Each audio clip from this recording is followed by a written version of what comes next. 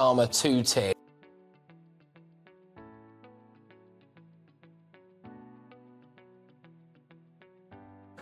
An almighty war of words has broken out between Elon Musk and the Prime Minister, Keir Starmer, after Musk claimed on Monday that the violent riots sweeping the UK meant that, quote, civil war is inevitable. So the Prime Minister slammed the comments, claiming there was no justification for it. But the billionaire owner of X, formerly Twitter, hasn't backed down, has he?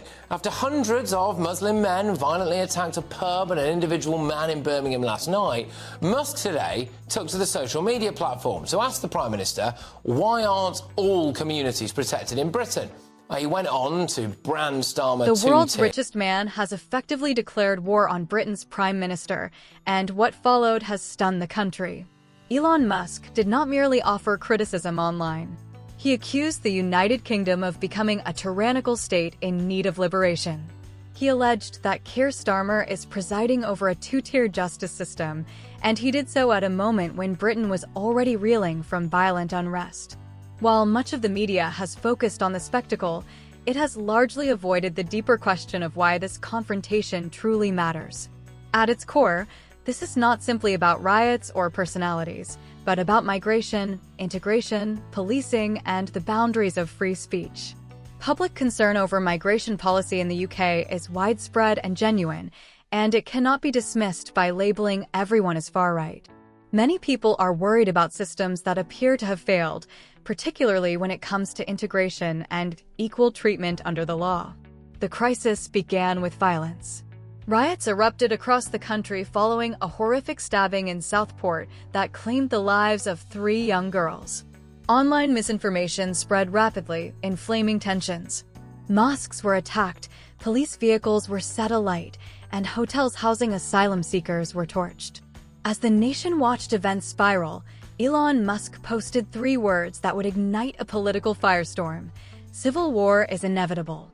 Prime Minister Keir Starmer responded immediately, calling the remark unjustified and dangerous. Musk, however, did not retreat.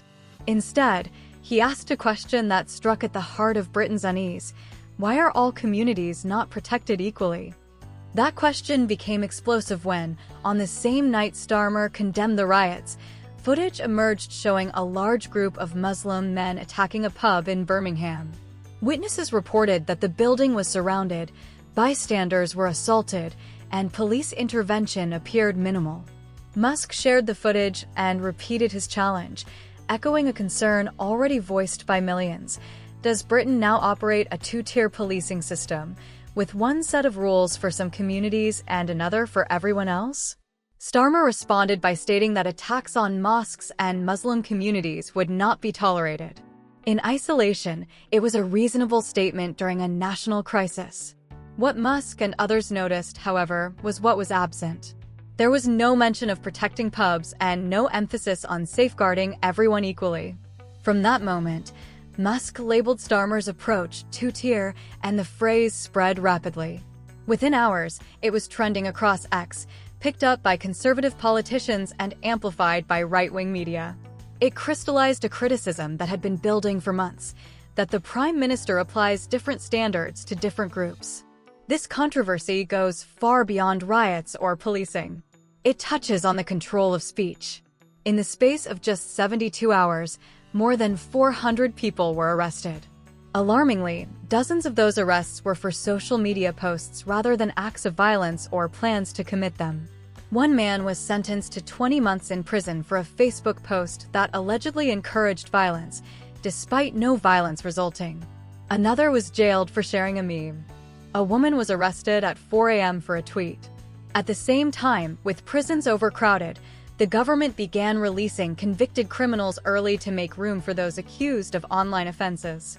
Musk responded bluntly, asking how Britain could be freeing criminals to imprison people for Facebook posts. Under UK law, online speech can be prosecuted as incitement even without a direct link to violence. In a charged national atmosphere, that threshold becomes dangerously low. Starmer then announced a review of social media laws and signaled a renewed focus on the Online Safety Act, effectively indicating that further restrictions may be on the way.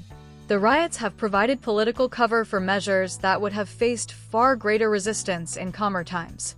What is less widely known is that Musk's intervention is neither random nor casual. In 2023, labor activists worked with organizations that openly sought to pressure advertisers into abandoning X. One such group, the Center for Countering Digital Hate, was founded by Morgan McSweeney, now Starmer's chief of staff. Its stated aim was to make the platform less profitable and less influential. Labor MPs also publicly criticized Musk and warned about the dangers of figures like Donald Trump. Now, those same politicians are in government, advancing laws that could severely restrict or even sideline Musk's platform in the UK. From Musk's perspective, this is not boredom or provocation, it is retaliation. He sees this as a fight over the future of online free speech, with Britain as the test case. The contrast between the two men has only sharpened under scrutiny. When reporters asked Starmer about Musk's claim that America should liberate Britain from a tyrannical government, the Prime Minister hesitated, deflected, and offered no substantive response. Musk, by contrast, appeared on live television and spent an hour criticizing Starmer's policies without a script or handlers. He described Starmer's economic plans as vague, questioned his energy strategy, and mocked what he sees as a chronic reluctance to take firm positions. Starmer's critics argue that he relies on cautious, pull-tested language designed to avoid offense, but inspire little. On Brexit, he has shifted his position multiple times. On strikes, he supports unions until it becomes politically inconvenient. On public ownership, he speaks warmly in principle but avoids binding commitments. Musk, for all his recklessness, is seen by supporters as decisive, willing to act quickly and accept the consequences.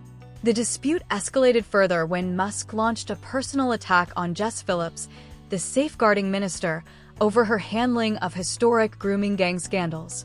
Those cases involved the prolonged sexual exploitation of vulnerable girls while authorities failed to act decisively.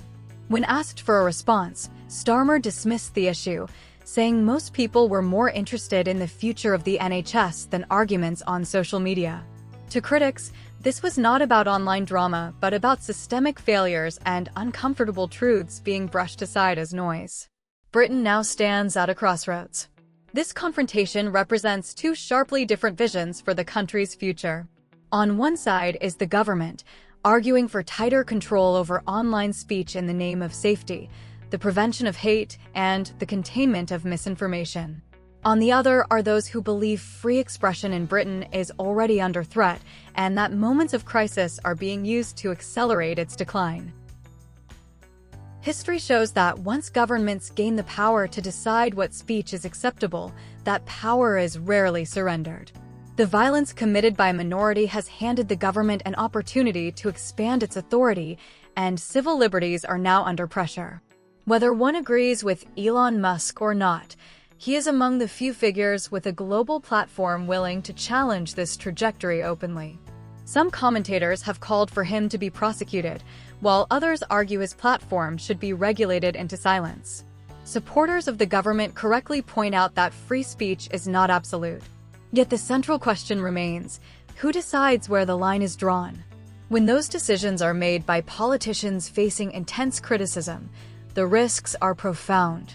What is unfolding in Britain has implications far beyond its borders. Similar patterns have emerged elsewhere, from platform bans in Brazil to proposed misinformation laws in Australia. Britain, the birthplace of modern parliamentary democracy, is now at the center of this debate. Ultimately, the outcome will depend on what happens next and where the public stands. If one believes government should have greater power to curb harmful speech, even at the expense of some freedoms, Starmer's approach may appear justified. If one believes that open, even uncomfortable expression is essential to democracy, then Musk's warnings will resonate. What cannot be denied is that the Prime Minister now faces a billionaire with an immense global audience who is unafraid to challenge him directly. Musk's original question still hangs in the air unanswered. Why are all communities not protected equally in Britain? This confrontation is no longer a passing online feud or a momentary media storm. It has become a defining argument about power, accountability, and freedom in modern Britain. Keir Starmer is leading a government that believes stronger controls are necessary to maintain order and protect communities during times of crisis. Elon Musk is challenging that view by warning that those same controls risk silencing dissent and normalizing unequal treatment under the law. Both positions carry consequences, and neither can be dismissed lightly. What happens next will shape not only Britain's political direction, but also how democracies around the world respond when public disorder, digital speech, and state authority collide. The question Musk raised at the outset remains unresolved and deeply uncomfortable. Why do so many people feel that protection, policing, and justice are no longer applied equally? Until that concern is addressed directly and transparently, mistrust will continue to grow, regardless of how many laws are rewritten or platforms regulated. This debate goes far beyond personalities and party politics. It cuts to the core of what kind of country Britain wants to be and how much freedom it is willing to trade for a promise of safety.